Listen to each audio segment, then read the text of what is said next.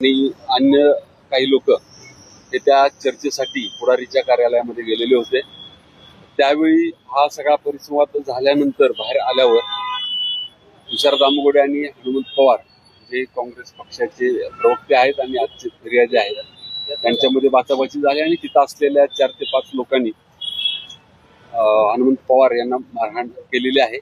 त्या संदर्भामध्ये Swargate police station या ठिकाणी गुन्हा दाखल केलेला आहे. राईट प्लस हर्ट आणि आर्मॅट नुसारचा गुन्हा दाखल केलेला आहे.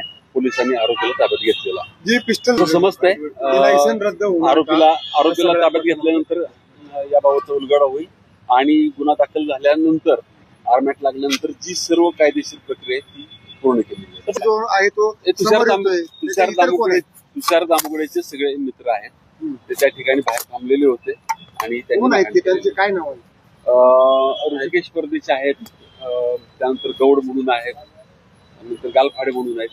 त्यांची नाव फिर्यादीमध्ये यांची काय पार्श्वभूमी काय बॅकग्राऊंड ते तपास जाईल. आता जस्ट गुन्हा दाखल झालेला आहे. बॅकग्राऊंड ताब्यात घेतले 2 आरोपी ताब्यात आहेत. त्यामध्ये भाजप आता तपासात निष्पन्न होईल कोण कुठल्या पक्षाच्या संदर्भात. पिस्तूल परवानाधारक असेल तसं परमिशन आहे का?